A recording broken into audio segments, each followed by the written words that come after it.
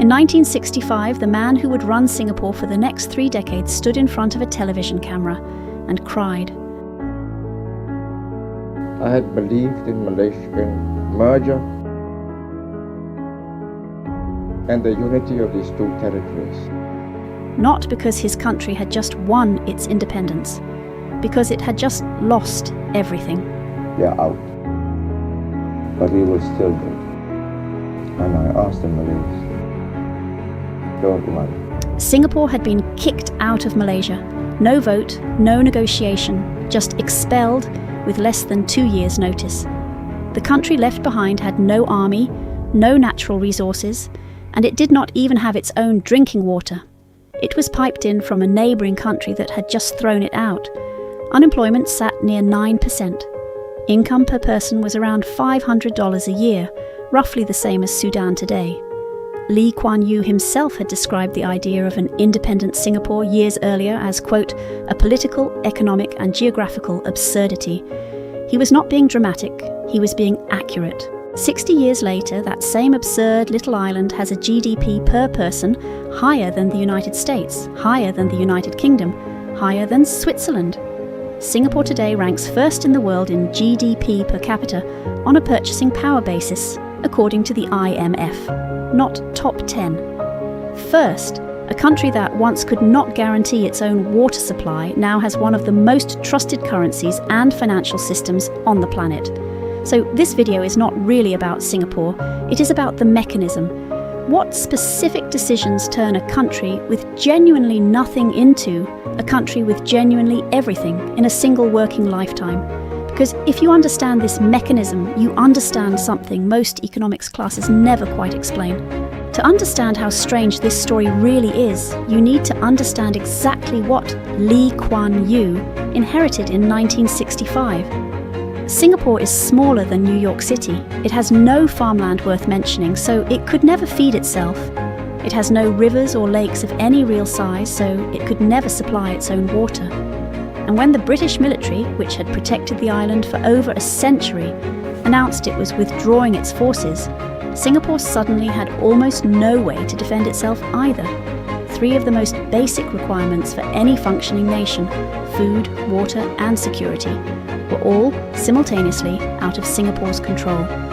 Most countries that gained independence in this era had at least one of these figured out. Singapore had none of them.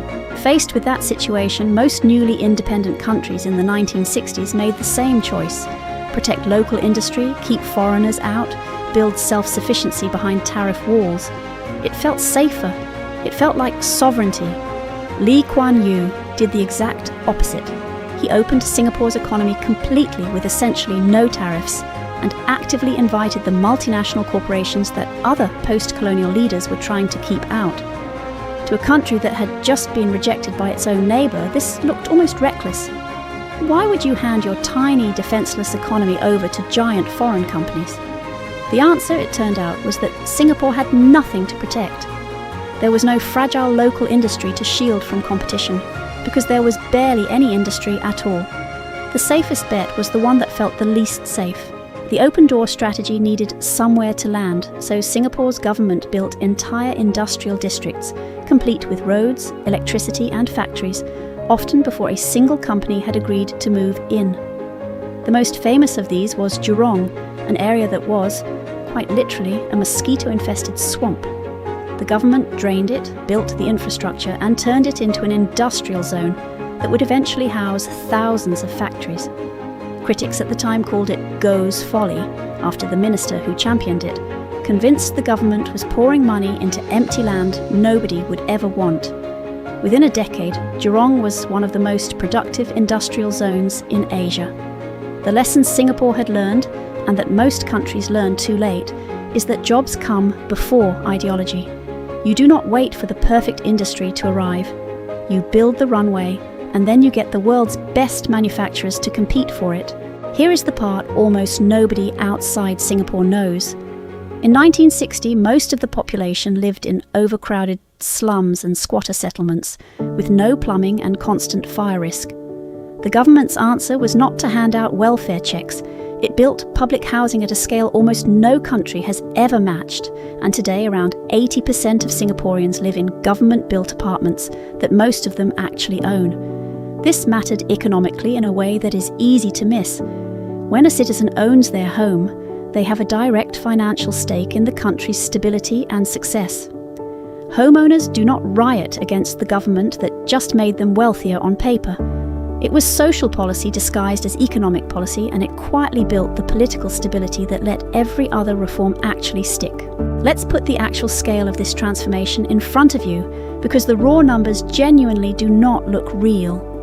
In 1965, Singapore's income per person was around $500 a year. Today it sits above $100,000, adjusted for purchasing power, according to the IMF. A roughly 200-fold increase in 6 decades. To put that in perspective, most rich countries took well over a century to make a jump like that, if they ever made it at all.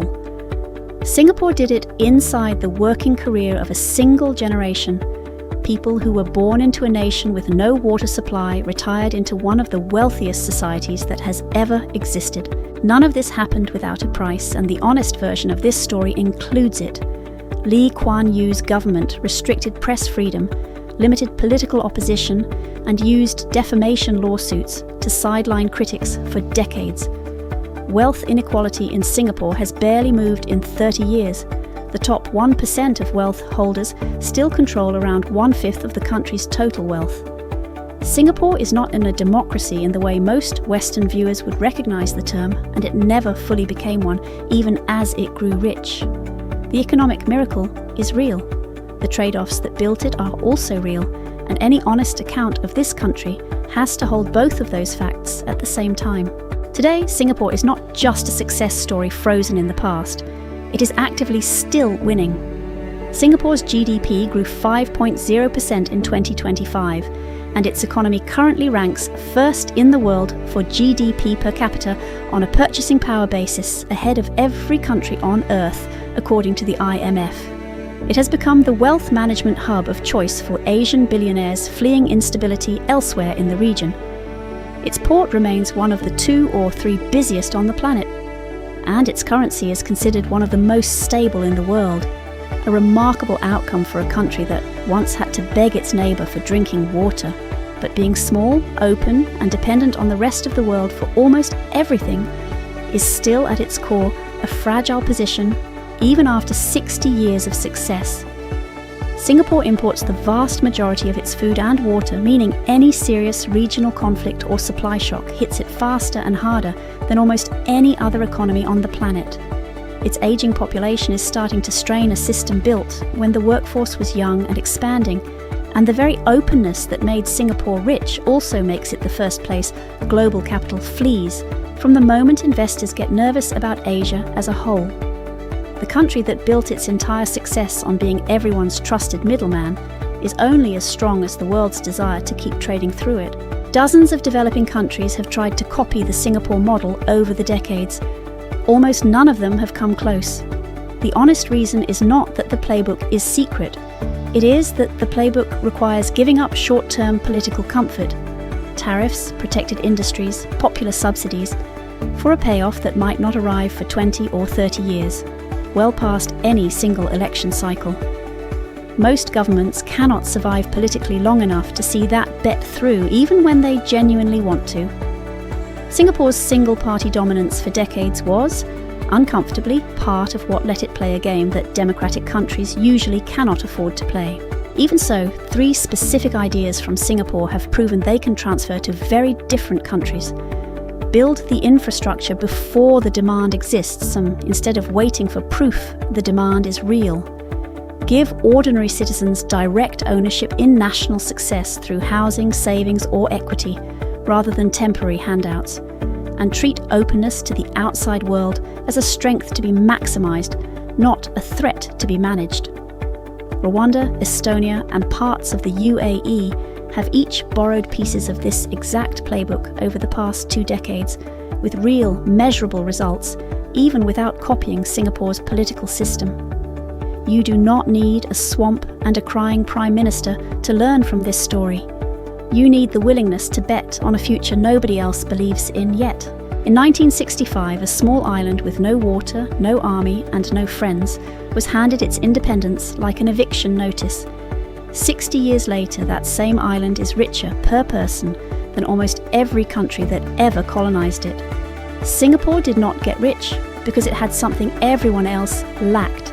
It got rich because it made a small number of extremely uncomfortable decisions and then stuck with them for longer than any democratic government usually can. That is the actual lesson underneath the swamp and the factories and the housing blocks. Not that any country can become Singapore, that the countries willing to bet on decades instead of election cycles are the only ones that ever really get the chance to try. If you want more stories about the decisions that quietly reshape entire nations, subscribe to Mainnet Codex. See you in the next one.